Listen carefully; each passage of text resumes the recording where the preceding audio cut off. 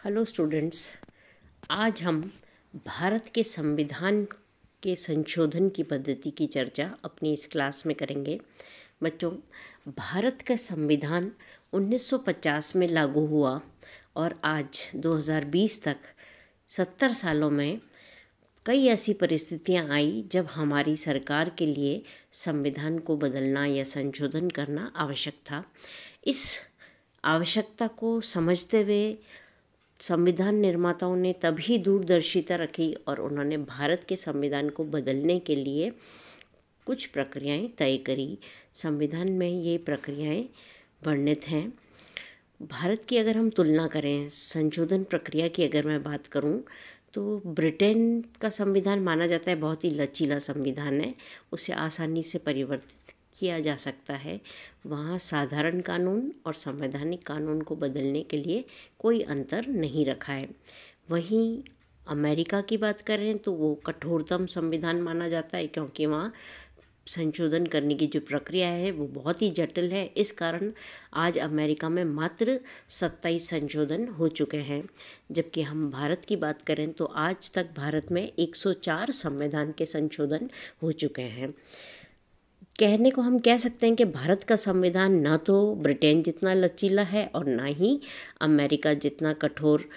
हम ये कह सकते हैं कि हमारे संविधान निर्माताओं ने इस चीज़ की, इस आवश्यकताओं को समझा और उन्होंने थोड़ा दोनों ही परिस्थिति के अनुसार संविधान के विभिन्न प्रावधानों को अलग अलग कैटेगरीज में बदलने की उन्होंने संभावना व्यक्त करी है। हमारे इस लेक्चर में हम 3-4 चीज़ें देखेंगे इस प्रक्रिया से रिलेटेड। पहली चीज़ तो संविधान का संशोधन कौन करता है, यानी कि संविधान तो 1950 में बन गया, संविधान सभा संविधान निर्माण के पश्चात उसका वो भी नहीं रही, तो आज की परिस्थिति में किसके पास ये अधिकार है कि वो संविधान को संशोधित करे? तो हमारी संसद के पास ये अधिकार है कि वो संविधान का संशोधन कर सकती है। दूसरा, संविधान के संशोधन की प्रक्रिया क्या है, इसको अपन आगे डिटेल में लेंगे। तीसरा, संशोधन के कौन कौन से प्रकार हैं और इसमें संशोधन की क्या इसमें कमियां हैं, इस पर भी हम बात करेंगे। फिर संविधान के संशोधन का अगर हम देखें तो संविधान में भाग 20 में संशोधन की प्रक्रिया का वर्णन किया गया है। संविधान का अनुच्छेद 368 संविधान के परिवर्तन करने की प्रक्रिया का उसमें दिया गया है।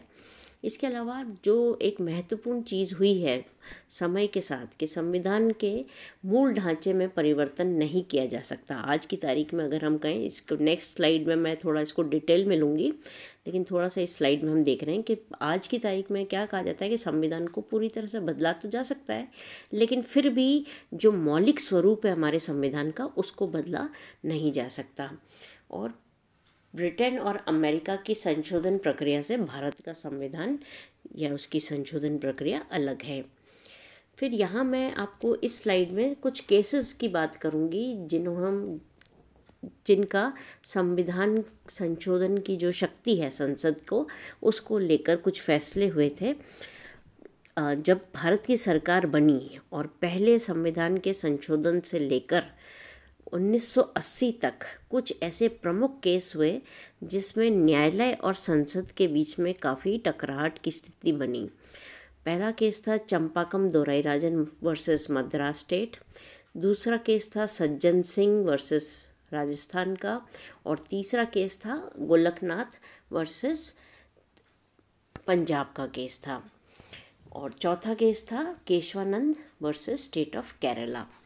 इन चारों केसेस की अगर हम थोड़ा सा मैं आपको संक्षिप्त परिचय दे दूं कि जब मैंने कहा कि 1951 में जब मौलिक अधिकारों को परिवर्तित करने की बात आई, आरक्षण का प्रावधान सरकार द्वारा दिया गया, तो उस टाइम पे चंपाकम नामक व्यक्ति ने सरकार के ऊपर ये केस किया कि उसके मौलिक अधिकारों का हनन हो रहा है। और उस टाइम न्यायालय ने उनके पक्ष में फैसला दिया कि संसद मौलिक अधिकारों को परिवर्तित नहीं कर सकती।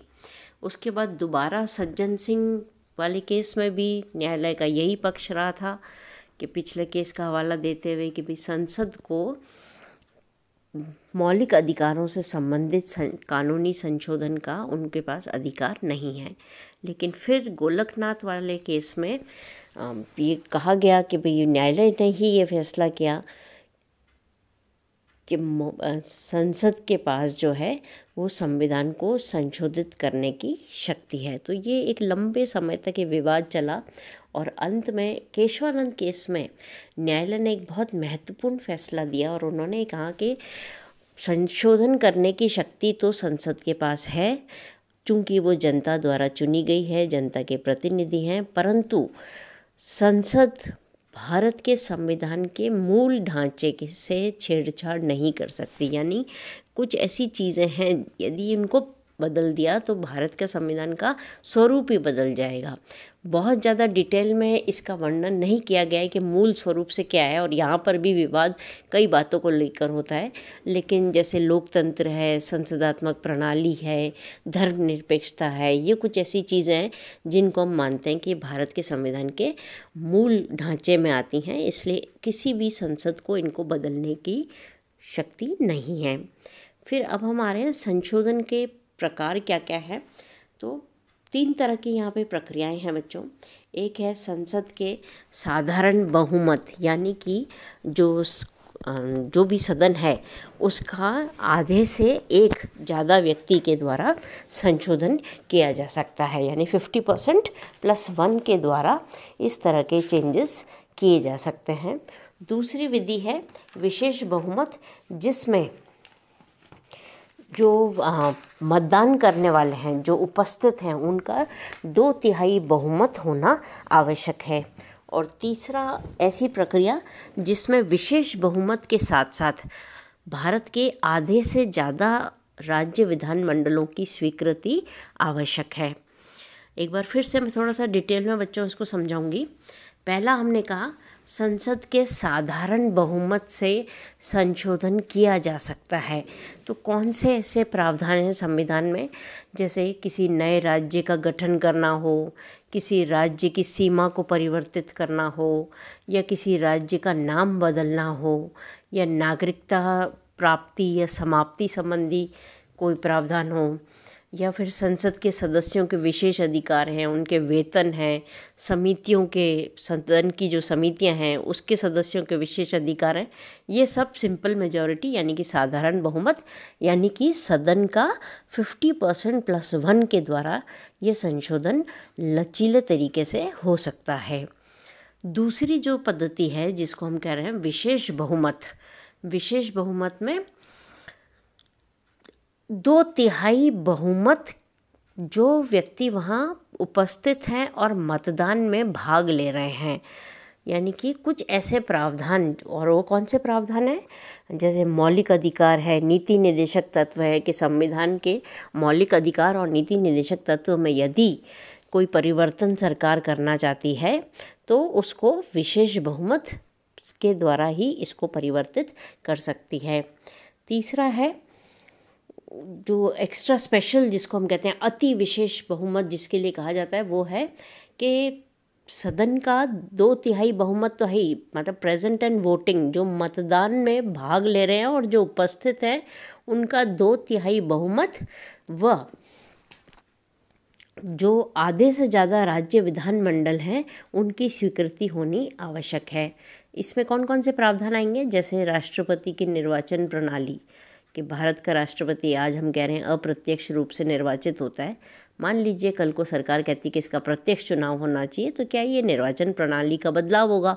इसके लिए ये तीसरा जो बहुमत की हम बात कर रहे हैं, जिसमें विशेष बहुमत के साथ साथ राज्यों का समर्थन भी होना चाहिए, तो उसकी हम बात कर रहे हैं। इसके अलावा संघ की शक्तियों में कोई परिवर्तन है, या उच्च न्यायालय, उच्चतम न्यायालय की संरचना संबंधी कोई परिवर्तन है,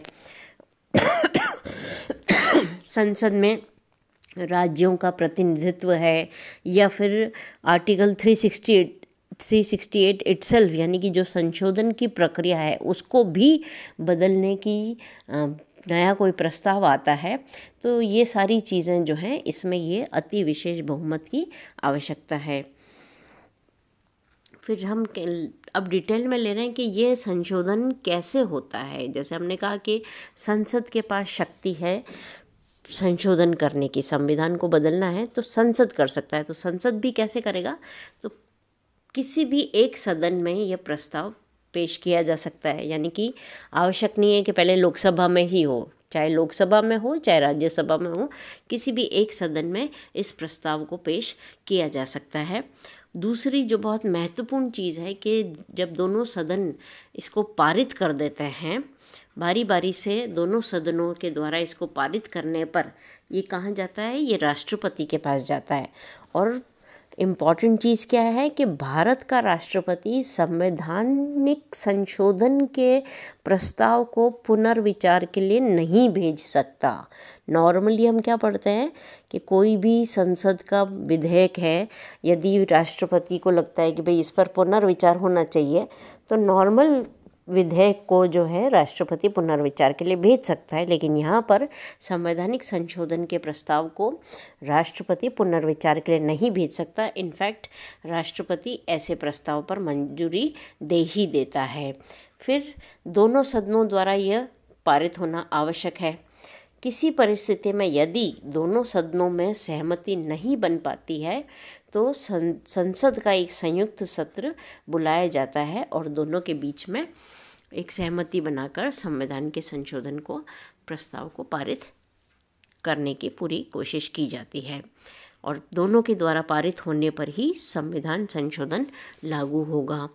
फिर लास्ट पॉइंट इसमें जो है वो हम पहले ही बात कर चुके हैं कि संघीय ढांचे में परिवर्तन यदि कोई होगा तो उस परिवर्तन में राज्यों की विधानसभाओं का जो समर्थन है वो आवश्यक है। ठीक है, फिर हम लास्ट की जो बात करेंगे कि भाई भारत के ये जो संविधान के संशोधन की प्रक्रिया है, इसकी आलोचना में एक बात कही जाती है कि जैसे अमेरिका में एक स्वतंत्र निकाय है, एक अलग ही यूनिट है, एक अलग ही बॉडी है जिसका जो कि संविधान के संशोधन को बदलाव करती है, लेकिन भारत में ऐसा कोई निकाय नहीं है, संसद ही इस कार्य को भी करती है। तो कई बार ये कहा जाता है कि इसमें अति विशेषज्ञ व्यक्तियों को एक नियुक्त करके एक अलग से निकाय बना देना चाहिए। तो इस तरह की व्यवस्था भारत में नहीं है। बच्चों, आपकी जानकारी के लिए मैं बता दूं कि संविधान को कई बार, चूँकि 100 से अधिक इसमें संशोधन हो चुके हैं, कई बार हमारे देश में भी इस पर चर्चा हुई है कि क्या भारत का संविधान अब एक नया संविधान लिखा जाना चाहिए। तो इसके लिए एक संविधान समीक्षा आयोग 2000 में नियुक्त किया गया था और उसने अपनी रिपोर्ट में कई महत्वपूर्ण चेंजेस सजेस्ट किए थे। आज के लिए इतना ही, बस। Thank you so much.